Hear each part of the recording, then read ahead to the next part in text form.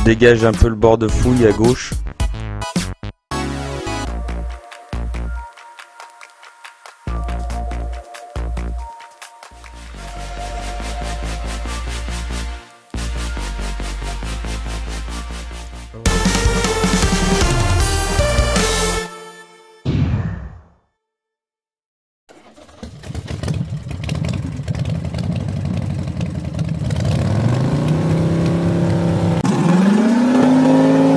Ce qu'on va faire ici, on va mettre un regard 40-40 parce que les deux ici sont bien rapprochés.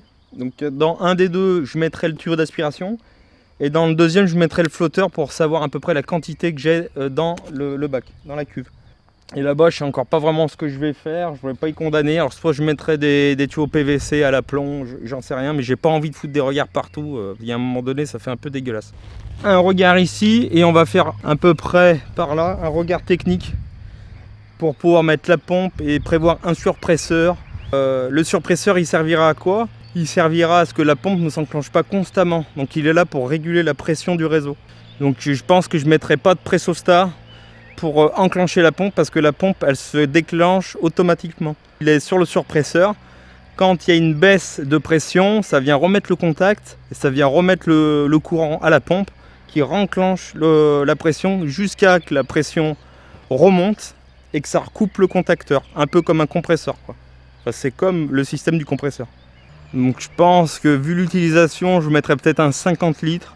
Voilà, une petite cuve, ce qu'il y a de plus basique, avec une entrée en 26-32.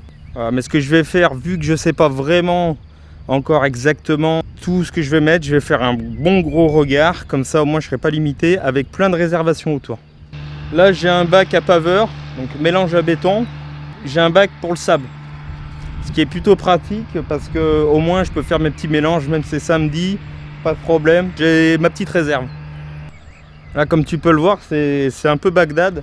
Parce que dessous, j'ai mes planches de coffrage, je ne sais pas trop où les stocker, donc je les laisse dehors. Et puis je mets une bâche, bon c'est pas joli, mais bon voilà, c'est comme on peut. Le regard 40-40 avec son couvercle.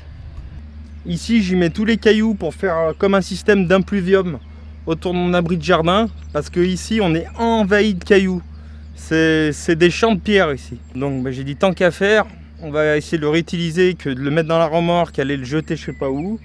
Et bien je fais une tranchée autour et je mets ça comme ça m'évitera que les herbes elles poussent et en plus ça me servira de drainage.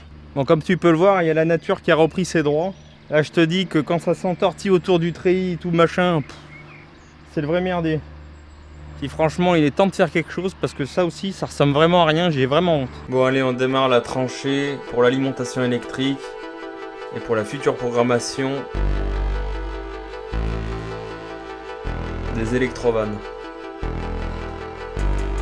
pour l'arrosage automatique.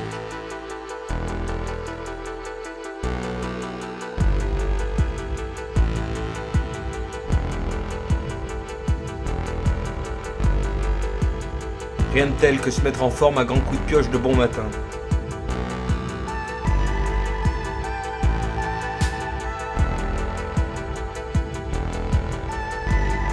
J'aime bien utiliser la bêche pour avoir des bords nets.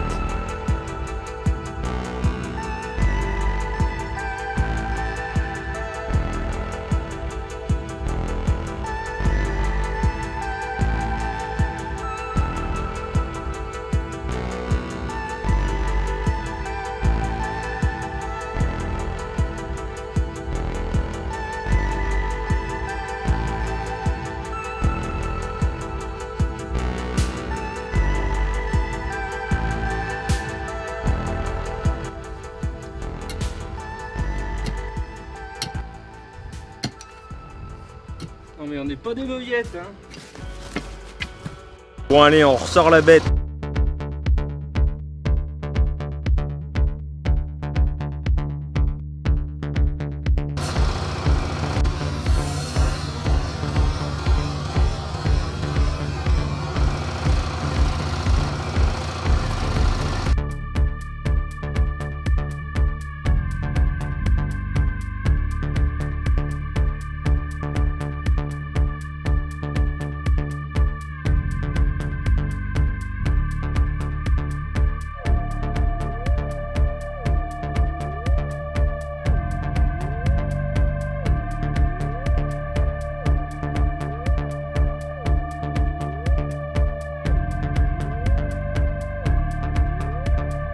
Voilà, j'y vais mollo pour pas casser le tuyau d'évacuation d'eau pluviale qui se raccorde à ma cuve.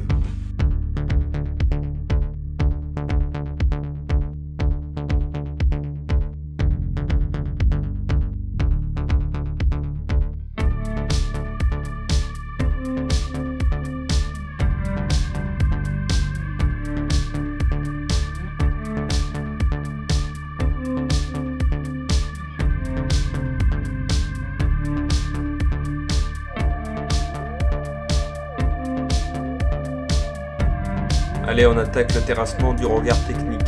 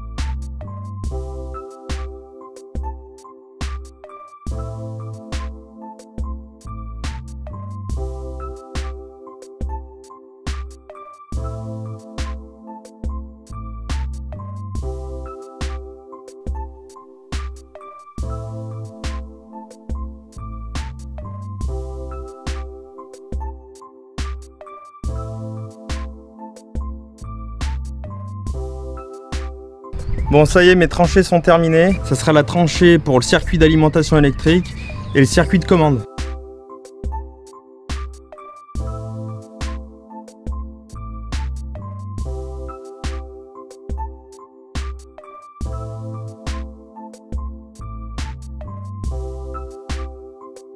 Mais oui, Doudoune. Donc derrière moi, c'est l'abri de jardin. Ah oui. Elle est belle et douce.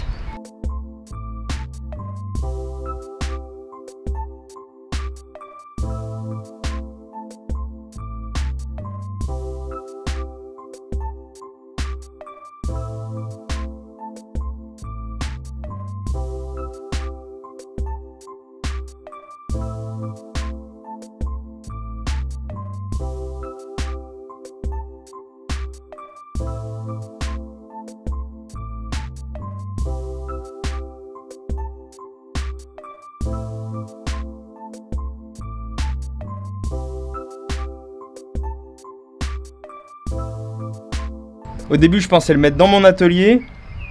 Et puis finalement, j'ai dit, putain, ça va encore me rajouter des trucs à protéger. Ça me fait chier. Donc du coup, j'ai décidé de le mettre dans mon abri de jardin. Vu que j'ai déjà tiré... Tu me laisses travailler, Doudoune? Vu que j'ai déjà tiré un fourreau d'alimentation électrique. Comme ça, je me remettrai un petit tableau. Et quand on est dehors, si éventuellement quelque chose à bricoler, on pourra rentrer dedans et rebidouiller. Comme ça, je mets un petit coup de Perfos-Pit à la mèche de 40 et puis on n'en parle plus.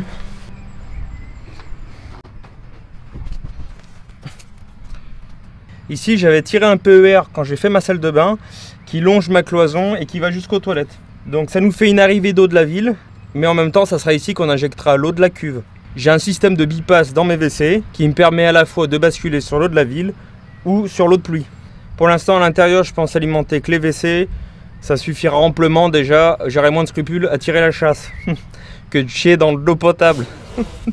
Maintenant, il va falloir mettre la pompe en place et je mettrai plus tard, je vais acheter un surpresseur pour pas que la pompe s'enclenche constamment. Je ne mettrai pas de Pressostat parce que ma pompe en est équipée. Donc j'achèterai une cuve avec un surpresseur simple. Je pense mettre un surpresseur de 50 litres. Les idées viendront à mesure, mais bon, il vaut mieux mettre toujours plus de fourreau dans votre tranchée au cas où vous voulez retirer quelque chose. J'ai pas acheté le câble pour les circuits de commande. C'est pas grave, je me mets un autre fourreau. Et puis celui-là, bon, vu que j'ai bien tiré ma tranchée, qu'elle est propre, qu'elle est droite, j'aurai pas trop de difficultés à tirer mon câble une fois remblayé.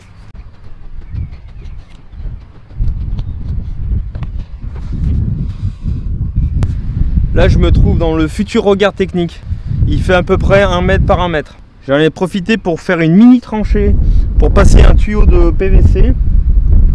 Parce que ce que je vais faire, je vais rendre le fond étanche et je mettrai un tuyau d'évacuation au cas où j'ai une fuite d'eau. Ça reste pas dans le regard. Le terrain il est déjà étanche. Mais bon, j'ai pas envie que ça soit la gadoue quand je descends dedans. J'ai envie de travailler dans le propre. Donc ce que je vais faire, soit je vais mettre une bombe qui me reste là, que je revendrai jamais à un client parce que j'aurais honte de mettre ça. Donc là-dedans, dans ce regard là, ça sera nickel. Soit ça, soit je mets un tuyau direct avec une grille, je vais voir. Ma cuve elle est juste derrière. Donc la pompe elle sera là, le tuyau viendra plonger directement dedans. Ici je vais mettre un regard 40-40. Et le regard technique on va le couler ensemble. Je pense qu'il sera pas prêt de s'arracher le bordel. Hein. Parce que vu les ferrailles qui me restent là-bas, mon pauvre, c'est pour des murs soutènement. Alors là, c'est même exagéré. Mais bon, enfin bref, ça s'appelle du recyclage. Et c'est mieux que de mettre du tri-carreleur, on met quelque chose d'encore plus costaud ma foi. Donc ce qu'il me reste à faire, il faut que je perce l'abri jardin là-bas. Il faut que je perce ici pour passer dans mon puits perdu. Parce que j'ai dit tant qu'à faire, je suis à côté de mon puits perdu, c'est con, je vais vite faire une tranchée. Voilà.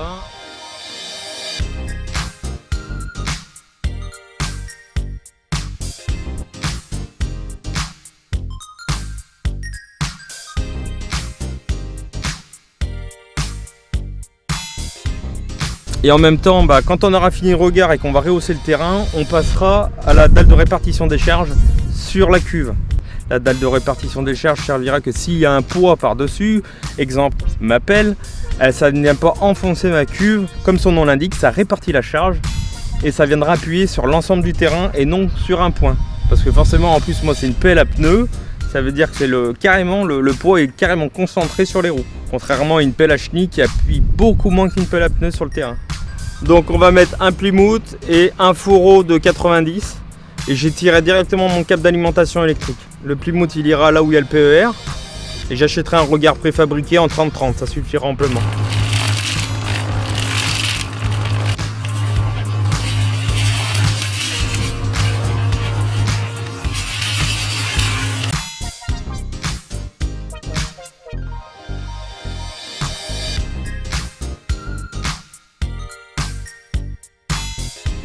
Bon, maintenant on va s'occuper de la partie du coffrage.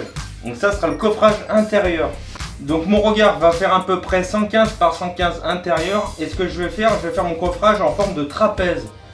Tout simplement pour pouvoir mieux décoffrer. Donc la partie du bas sera plus étroite que la partie du haut. La fameuse Festool TS55, la référence en la matière.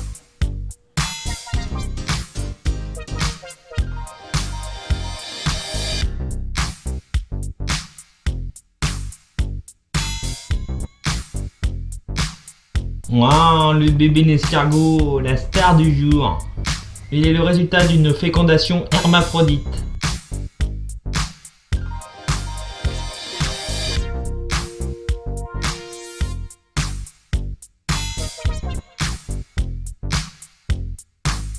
Dessous, je place des chutes d'OSB pour éviter d'entamer mon plan de travail.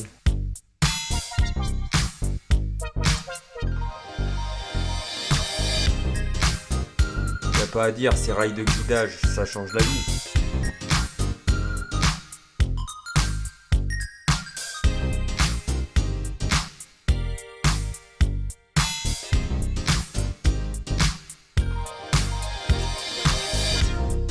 Bon, ça commence à en faire de la coupe.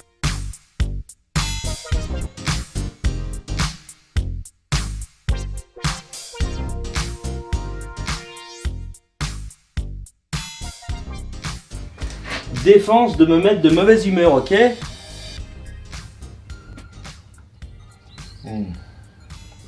Un petit café, j'en ai bien besoin là. Des matins, des fois ça pique un peu.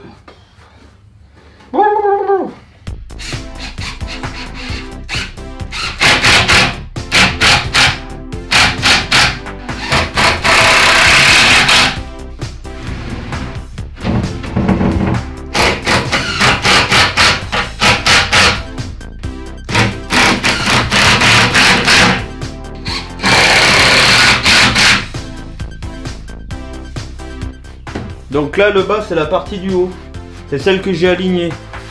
Comme ça me servira de référence pour mon béton. En haut j'ai pas soigné les affleurements parce que c'est la partie du bas, on s'en cague. Bon, j'ai amené le coffrage sur le dos de mon chien. Faut bien que ça serve à quelque chose hein. Ah je rigole. C'est ma petite femme qui m'a aidé. Donc là j'ai mis du treillis, c'est de la semelle normalement. Ça se met...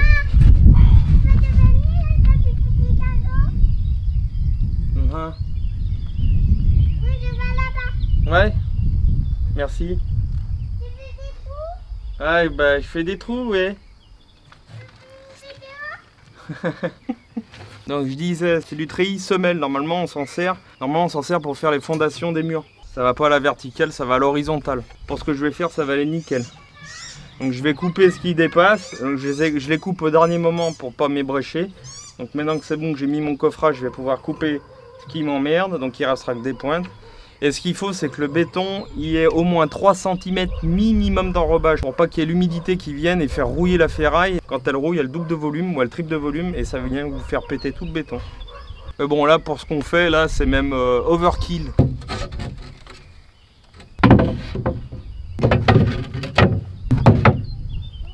Là, on est pas mal.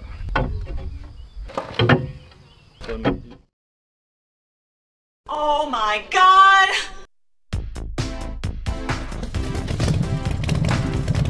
C'est funky.